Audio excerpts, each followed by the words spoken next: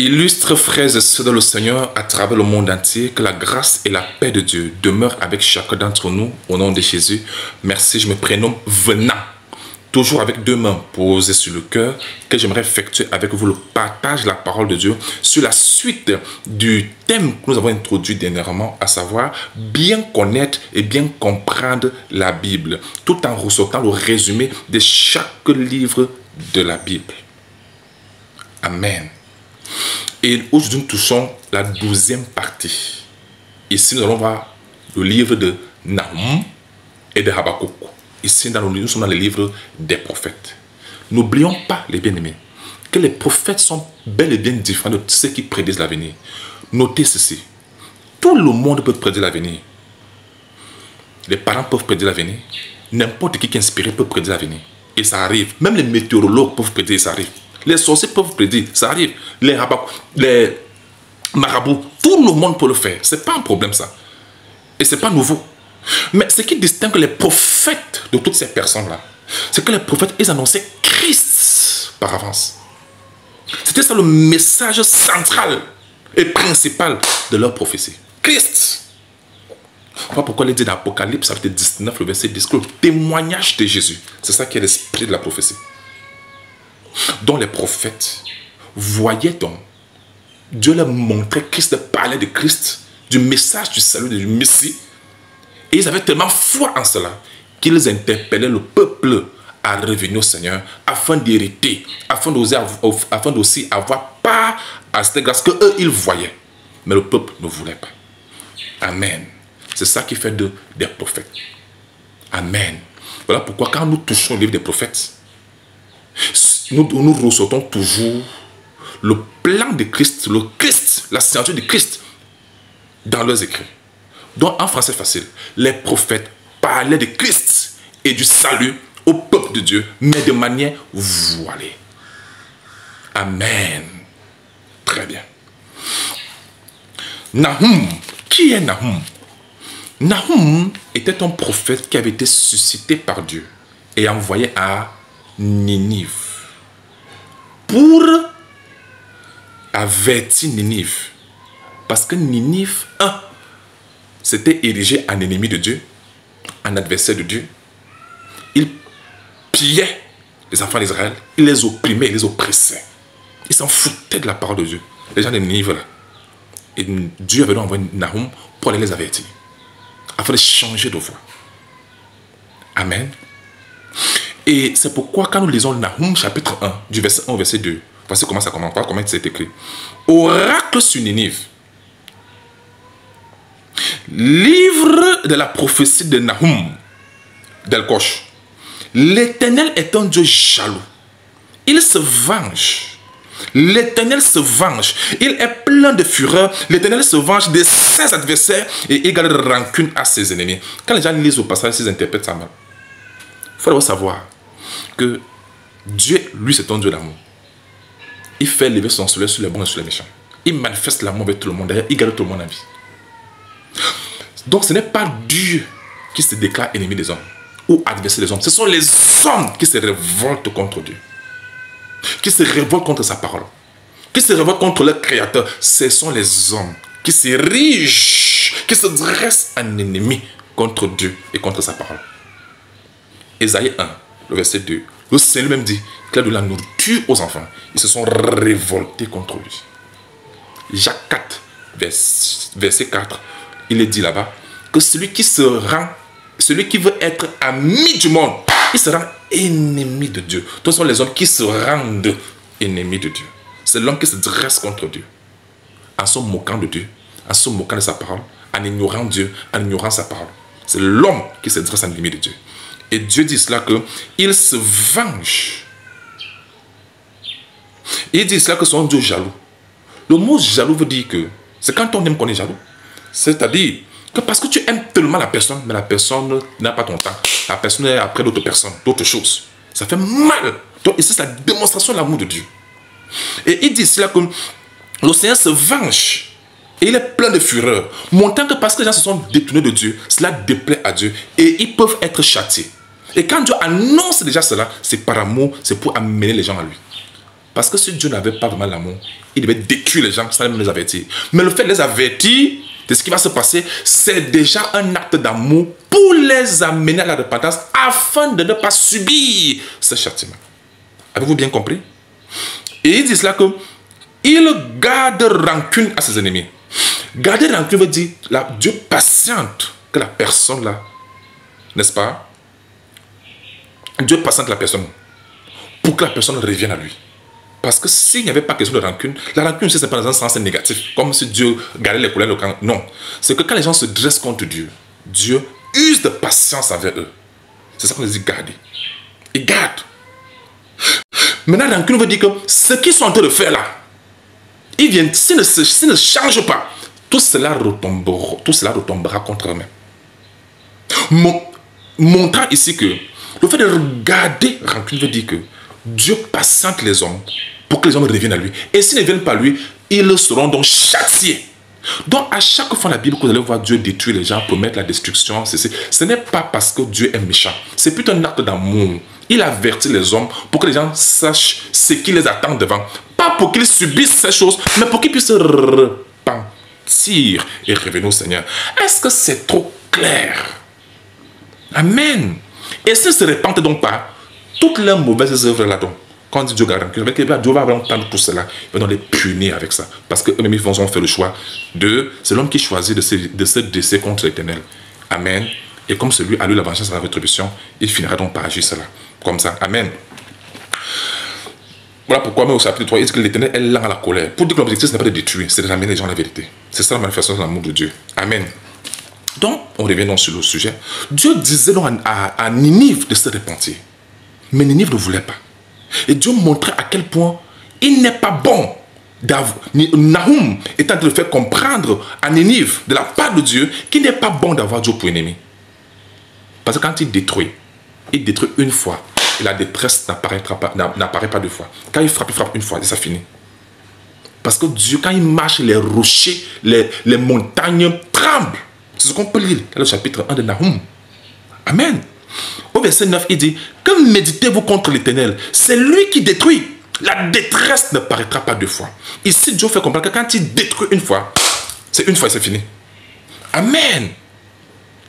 Parce que Ninive aimait piller Israël, se moquer de Dieu, se moquer de la parole de Dieu. C'est dressé comme des gens qui connaissent. Il y a beaucoup comme ça aujourd'hui. Ils font comme les Ninive, comme les gens de Ninive. Ils croient qu'ils sont des connaisseurs, c'est eux qui maîtrisent les choses. Ils s'en fichent de Dieu, s'en fichent de sa parole. Ils se sont moqués de Dieu. Ne vous y trompez pas, on ne se moque pas de Dieu. Ce qu'un homme aura sémé, il le moissonnera aussi. Galates 6, le verset 7. C'est comme ça donc que les gens de Ninive se moquaient de Dieu. Et Dieu a donc promis que comme c'est comme ça, voilà ce que vous êtes promis. Vous ne voulez pas venir à moi. Je use de patience avec vous, vous ne voulez pas. Comme c'est comme cela, sachez donc que votre nom n'aura plus de descendance. Votre nom, il n'y aura plus de descendance et votre nom sera effacé sur la surface de la terre. Vous pouvez lire cela dans Nahum, chapitre 1, le verset 14. Voilà pourquoi aujourd'hui, Ninive n'existe plus. Parce que Dieu avait promis détruire. S'ils ne se repentent pas, ils ont choisi de ne pas se repentir. Et au jour d'aujourd'hui, Ninive n'existe plus. Dieu a accompli ce qu'il avait annoncé. Amen. Bien aimé, il faut savoir discerner les avertissements de Dieu. Attends. Parce que le fois se fait souvent trop tard. Il n'y a plus de possibilité de changer. Et c'est trop tard. Amen. Vous savez, comme je le disais, un prophète doit être prophète quand il a parlé de Christ. Voilà pourquoi chaque fois que nous lisons les prophètes, nous ressentons toujours Christ dont il parlait. Amen. Nahum chapitre 2, le verset 1. Il est écrit: voici sur les montagnes les pieds du messager qui annonce la paix. N'oublions pas, j'enverrai mon messager. Le messager là, c'est Jean-Baptiste, qui annonce la paix. La paix là, c'est Jésus. Éphésiens 2, le verset 14, que Jésus-Christ est notre paix. Donc, Nahum, en son temps, voyait déjà la paix être annoncée aux hommes. Et la paix là, c'est Jésus. C'est écrit où? Éphésiens 2, le verset 14. Christ est notre paix. Donc, Jean-Baptiste, donc Nahum voyait déjà Jean-Baptiste annoncer la paix qui est Christ. Et Christ est notre paix. Donc, ça veut donc dire qu'en réalité, tous les prophètes savaient annonçaient que le Messie arrive. et qu'eux, ils croyaient déjà en lui par avance. Et ils interpellent le peuple à également croire, à se repentir, à marcher à la voie à être avec Dieu, à marcher à la voie de Dieu. Mais c'est le peuple qui a juste refusé. Donc, tous les prophètes témoignaient Jésus, parlaient de Jésus à leur peuple, à leur génération, à leurs contemporains, mais ils ne voulaient simplement rien entendre, comme au jour d'aujourd'hui. Mais ils annonçaient de manière voilée. Amen. Très bien. Voilà ce qu'il faut donc noter du livre de Nahum. C'est bon? Maintenant, touchons au livre de Habakkuk. Qui est Habakkuk? Habakkuk était un prophète qui avait été suscité par Dieu en Israël pour tellement qu'ils avaient été toujours têtus. Il y avait tellement de violence en ce temps-là.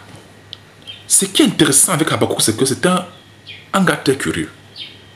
Un prophète tellement curieux. Il se posait des questions. Il posait des questions à Dieu que Seigneur, pourquoi tu me fais voir autant de méchanceté? Pourquoi autant de méchanceté? Pourquoi les méchants réussissent dans ses voies? Il interrogeait Dieu parce qu'il voyait Israël, les enfants d'Israël, dans une vie de désordre qui ne dit pas son nom. Israël se prostituait après les idoles, comme on peut le lire dans Habakkuk, chapitre 2, le verset 18. Il se prostituait auprès des idoles.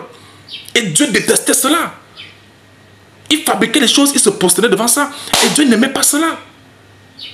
Et quand même Habakkuk voyait tout cela, il était vraiment très touché dans son cœur. Et il posait des questions à Dieu, Seigneur, pourquoi? Pourquoi tout ceci? Amen.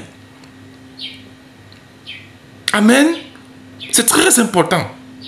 Et c'est donc comme ça que Dieu, dans sa grande miséricorde, va permettre à Habakkuk, n'est-ce pas, de comprendre un certain nombre de choses. Comme je vous ai dit, Dieu se servait toujours des prophètes pour parler de Christ à leur génération, mais ne voulait pas écouter. Mais de manière voilée, je précise bien. Amen. C'est pourquoi Dieu avait donc annoncé par Habakkuk que non seulement le peuple ne va pas se repentir, je susciterai donc les Chaldéens, c'est-à-dire Babylone, qui viendra détruire Israël, montrant ici que Habakkuk avait été suscité avant la destruction des enfants d'Israël et avant leur déportation. Parce que dans le livre de Habakkuk, il dit qu'ils seront amenés captifs, comme ils sont tellement beaucoup, comme le sable de la mer, amenés en captivité. Donc, montrant la déportation à Babylone. Le peuple, les enfants d'Israël étaient terribles. Hein. Tout ce qu'on leur dit, ça s'en fichait. Ils suivent seulement leur voie. Même si tu leur dis que non, le chemin que vous suivez là, voici les malheurs qui vous attendent, les gars s'en fichent. Ils continuent seulement. Tellement têtus. Comme la génération, c'est la génération, c'est tellement têtu, l'entêtement est grave. Rébellion, ils se disent, non, moi je fais la même chose, non, fiche-moi le camp, foutez-moi le camp, je fais ma vie, c'est quoi? Ils s'en fichent de Dieu. La jeunesse d'aujourd'hui, je vous interpelle, revenez au Seigneur. Amen. Parce qu'il y a une vie après cette vie, hein. Soit sur le paradis, soit en enfer. Il n'y a pas de demi-mesure. Alors, comme je le disais donc, vous savez, dans chaque prophète, il faut toujours que chaque prophète ressorte Christ dans ses prophéties pour qu'il soit appelé prophète. Sinon, je n'ai pas dedans. Amen. Regardez donc comment Habakkuk va donc parler de Christ. Nous commençons d'abord par Habakkuk. Regardez comment Habakkuk va parler de Christ. Habakkuk chapitre 1, le verset 12. Il est écrit. N'es-tu pas de toute éternité éternel, mon Dieu, mon Saint? Regardez comment le Saint est écrit. Grand S. N'oubliez pas. Quand Jésus chassait les démons dit que nous savons qui tu es. Tu es le Saint de Dieu. Le Saint est écrit avec grand S. Il n'y a qu'un seul Saint avec grand S. C'est l'Éternel lui-même. Donc vous voyez donc que ce que Habakkuk avait annoncé au sujet du Seigneur, c'est ce qui a été repris dans le Nouveau Testament. Le Nouveau Testament est l'accomplissement de tout ce qui avait été dit dans l'Ancien Testament. Tout ce que les prophètes avaient annoncé, tout ce que la loi annonçait, tout cela avait été simplement réalisé. Amen. C'est comme quelqu'un qui écrit son film, ça c'est l'Ancien Testament, et puis maintenant, les gens viennent maintenant, les gens qui viennent maintenant réaliser cela, jouer exactement comme c'est écrit. C'est ce qui s'est passé. Ancien Testament, Nouveau Testament. Nouveau Testament, c'est la réalisation, l'accomplissement de tout ce qui avait été écrit et dit par les prophètes. C'est clair? Donc quand on dit que tu es le Saint de Dieu, il est en train de dire que tu es Dieu Saint. C'est toi le Dieu Saint. Tel que Habakkuk l'avait annoncé dans ses prophéties. Et il dit que c'est lui qui est l'Éternel Dieu, celui le Saint avec grand S. Il n'y a pas deux saints avec grand S. Jésus-Christ est le Saint de Dieu avec grand S. Ça veut dire que c'est lui le Dieu Saint. tel qu'Habakkuk l'avait annoncé. Est-ce que c'est d'abord trop clair? Deuxième affirmation, Habakkuk chapitre 2 du verset 1. Quand Habakkuk avait fini de poser des questions à Dieu, voici la réponse qui lui a été donnée. J'étais à mon poste et je me tenais sur la tour. Je veillais pour voir ce que l'Éternel me dirait, ce que je répliquerais après ma plainte. L'Éternel m'adressa la parole et il dit, écris la prophétie. N'oublions pas le code. Le témoignage de Jésus est l'esprit de la prophétie. Apocalypse 19, le verset 10. C'est-à-dire quand il dit écris la prophétie, il dit grave-la sur des tables afin qu'on la lise couramment. Car c'est une prophétie dont le temps est déjà fixé. Il parlait de Christ. Parce que le témoin de Jésus, c'est ça qui explique la prophétie. Donc quand il parle de la prophétie qui devait s'accomplir, finissons d'abord la phrase en fait. Il dit car c'est une prophétie dont le temps est déjà fixé. Elle marche vers son terme et elle ne mentira pas. Si elle tarde à temps là, car elle s'accomplira certainement. C'est quoi cet accomplissement? C'est Christ qui devait accomplir tout ce dont les prophètes et la prophétie parlaient. C'est clair? Donc quand on parle de la prophétie ici, on parle de Jésus-Christ de manière voilée, qui a été prédit et qui devait donc se manifester, qui devait s'accomplir. Donc la prophétie dont Dieu parlait à Habakkuk, c'était pour parler de l'accomplissement de Christ. Vous voyez maintenant comment il a parlé de Christ? Amen. Ce n'est pas tout. Dans Habakkuk, chapitre 3, chapitre 2, il est sur le verset 20. J'aimerais attirer votre attention sur le verset 6. C'est un verset très fort et très puissant. Habakkuk 2, le verset 20. Même dans les dominations pentecôtistes, ils ont utilisé ça. Sans. L'Éternel est dans son saint temple, que toute la terre fasse silence devant lui. Ça, c'est ce que la plupart des protestants utilisent souvent partout. Mais aujourd'hui, nous allons expliquer ça. Ce que ça signifie réellement. Parce qu'il ne faut pas seulement dire, mais il faut comprendre. Ils ont pris ça de la prophétie d'Habakkuk. Habakkuk chapitre 2, le verset 20 est écrit. L'Éternel est dans son saint temple. Que toute la terre fasse silence devant lui. Le temple dont on parle là, ce ne sont pas les 4 murs, parce que Dieu n'habite pas dans les temples faits de mains d'hommes. Acte de le verset 30. Dieu n'habite pas dans les temples faits de mains d'hommes. Le saint temple dont il parle là, tu me diras que c'est mon corps. Ce n'est pas d'abord ton corps. Le corps est venu plus tard. Le saint temple, c'est le corps de Christ. C'est lui le saint temple dans lequel habitait l'Éternel. Qui a dit détruisez ce temple? Il ne parlait pas de 4 murs, il disait son corps. Le saint corps là, c'est ça le saint temple. Et en 3 jours, je le relèverai. Montant ici que le corps de Christ, c'est ça qui était le saint temple dans lequel habitait l'Éternel. Quels sont les versets qui le confirment? 2 Corinthiens 3, le verset 17-18 dit Dieu était en Christ, reconcilant le monde avec lui-même. Bon, tant que c'est lui-même, c'est pas quelqu'un d'autre, c'est pas 2 personnes, c'est lui-même. Amen. Amen. Montre le Père, ça nous suffit. Il dit que je suis dans le Père. Le Père est en moi. Celui qui m'a vu a vu le Père. Le Père est en moi. Le Père qui demeure en moi. Ça, c'est Dieu qui vit dans son temple. Mais là où les gens ne comprennent pas, c'est qu'ils pensent que c'est la maison là. Dieu n'habite pas les maisons faites de mains d'hommes. Dieu n'habite pas les temples. Même ce temple est en or, Dieu n'habite pas là-bas. Il habite dans les corps. Et le saint temple, la prophétie ici, on parlait de Dieu dans un cordon. Donc Habakkuk voyait Dieu, l'Éternel, dans un cordon, dans un saint temple. Voilà pourquoi si Habakkuk était là au temps de Jésus, il allait dire que voici l'Éternel lui-même dans son saint temple. C'est-à-dire Dieu dans son corps saint. C'est ça. Tous les prophètes étaient donc d'accord sur la divinité de Jésus. Que Dieu devait devenir un homme. Mais bien aimé, il n'y a aucun verset qui dit que Dieu devait envoyer son petit. Non. Tous les prophètes ont plutôt annoncé, je peux vous le prouver, des Genèse Apocalypse, des Genèse, même jusqu'à le livre de Matthieu, partout, que tous les prophètes avaient toujours annoncé que Dieu lui-même devait venir sur la terre sous une forme humaine. Tous les prophètes ont dit que Dieu, la promesse qui avait été faite par les prophètes, de la part de Dieu aux hommes, c'est que Dieu devait venir lui-même sous une forme humaine. Et non, envers son petit, ça n'existe pas dans la Bible. Lui-même. Il est normal que l'Éternel, qui est l'Esprit, soit supérieur au corps, au temple. Mais ça ne fait pas 2 personnes, c'est une seule personne. Ton esprit et ton corps, ce n'est pas 2, c'est une seule personne. Quand il dit le Père est plus grand que moi, il parle de l'Éternel est plus grand que le temple. Mais le temple et l'Éternel, c'est la même personne. Le corps et l'esprit, c'est la même personne.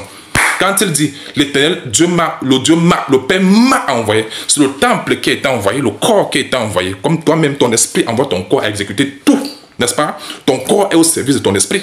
Ça fait pas toi deux personnes, c'est toi-même. Amen. Amen. Mon esprit veut que je prêche, que j'apporte la parole. Mais mon corps est en train d'exécuter. Donc, mon esprit a envoyé mon corps d'apporter la parole. Et c'est ce que je suis en train de faire. Mais pourtant, c'est toujours moi-même. Ce n'est pas deux personnes. Est-ce que c'est trop clair? Maintenant, non, mes bien-aimés, ayant compris, il dit que toute la terre fasse silence devant lui. Donc, quand l'Éternel est dans son corps saint, il n'y a plus de débat. Que les gens ferment leur bouche. Il dit que toute la terre fasse silence devant lui. Et toute personne qui ne reconnaît pas que Dieu est devenu un homme, la Bible dit que c'est l'esprit de l'Antéchrist, c'est l'Antéchrist qui est là. C'est écrit où? 2 Jean 1, le verset 17. 2 Jean 1, le verset 7. Tous ceux qui ne reconnaissent pas que Dieu est devenu un homme, Dieu s'est manifesté en chair, c'est l'esprit de l'Antéchrist. Voilà donc Habakkuk qui confirme encore cela, pour me prouver qu'il avait compris. Habakkuk chapitre 3 du verset 1. Vous allez lire du verset 1 jusqu'au verset 3. Au verset 3, Dieu dit, écoutez ce que Habakkuk dit, pour prouver qu'il avait compris. Il a même prié que cela arrive, parce que c'est ce qu'il dit. Habakkuk 3, le verset 1, il dit, Dieu vient de ta main. Le Seigneur vient de la montagne de Paran. Vous avez vu, il dit Dieu vient. Il n'a pas dit qu'il va envoyer son petit. Il n'a pas dit qu'il va envoyer son petit haut. Il a dit Dieu vient. Dieu est venu vraiment comme il l'avait annoncé. Amen. Donc, Habakkuk ainsi que tous les prophètes annonçaient l'arrivée de Dieu lui-même sous une forme humaine. C'est ça la définition du terme fils de Dieu, témoigné même par les Juifs. Amen. Alors, pour finir, avant la mort de Habakkuk, Habakkuk avait fait une déclaration puissante. D'où vient son chanson qu'on va chanter tout à l'heure là. Cette chanson-là vient de Habakkuk. Amen. Voici ça. J'explique d'abord ça rapidement et puis je chante à la fin. Je veux me réjouir dans le Dieu de mon salut. En Jésus mon roi. Je veux me réjouir dans le Dieu de mon salut. En Jésus mon roi. Il rend mes pieds semblables à ceux des biches. Il me fait marcher. Il me fait marcher sur mes lieux élevés. Le Seigneur est ma force. Cette chanson-là a été dérivée, puisée de la prophétie d'Habakkuk, ces dernières paroles avant sa mort. Habakkuk chapitre 3, verset 18 et 19 est écrit. Toutefois, je veux me réjouir à l'Éternel. Je veux me réjouir dans le Dieu de mon salut. Le Dieu de mon salut ici montre que tous les prophètes disaient toujours que l'Éternel, Dieu mon salut. Ça veut dire que c'était Dieu qui était le Dieu de leur salut. Or, il y a le salut en aucun autre qu'en Jésus-Christ seul. Cela prouve donc que Jésus est le Dieu du salut. C'est lui le Dieu de notre salut. Donc les prophètes célébraient déjà, y compris David, le Dieu de mon salut. Il célébrait Christ dans sa vie. Quand il y a le salut en aucun autre qu'en Jésus-Christ seul. Le verset 19, il dit, l'Éternel, le Seigneur, est ma force. Il rend mes pieds semblables à ceux des biches. Il me fait marcher sur mes lieux élevés. Vous pensez que les lieux élevés, là, c'est quoi? C'est dans les lieux célestes. Donc, Habakkuk célébrait déjà le fait qu'il devait marcher dans les lieux élevés, dans les lieux célestes, quand le Dieu de son salut devait arriver. Cela s'est accompli. Parce que quand il est mort, ils sont allés dans le séjour des morts. Et quand Jésus est venu sur la terre, il est allé dans le séjour des morts, prêcher l'évangile. Ils sont ressuscités ensemble. Ils sont entrés dans les lieux célestes en Jésus-Christ. C'est comme ça donc que Habakkuk, qui célébrait déjà que ses pieds devaient marcher sur les lieux élevés, aujourd'hui, il marche vraiment sur les lieux élevés, aussi bien que toi et moi. Car nous sommes, nous, enfants de Dieu, nous sommes présentement dans le lieu céleste en Jésus-Christ. Amen. Nous sommes assis dans le lieu céleste en Jésus-Christ. Éphésiens 2, le verset, c'est clair. Donc nous célébrons Jésus. Et Habakkuk est en train de marcher dans les lieux élevés tel qu'il avait annoncé quand il était sur la terre, parce qu'il avait cru au Dieu de son salut. Et toi alors, qui n'a pas encore Jésus, où marcheras-tu? En enfer ou bien dans le lieu céleste? C'est maintenant que le choix doit venir. Choisissez Jésus comme les prophètes. Alors j'aimerais poser la question. Tous ceux qui se disent les prophètes aujourd'hui là, vous prophétisez quoi? Tout est dit dans la parole de Dieu. Tous les prophètes ont tout dit. Il y a rien de nouveau. Tout a été dit. Amen. Et de quoi est-ce que les gens d'aujourd'hui parlent? Ils parlent même de quoi? Des Genèse Apocalypse, c'est de Jésus-Christ qu'on parle. Si vous portez la Bible, c'est de Christ que vous devez parler. Parce que les Genèse Apocalypse,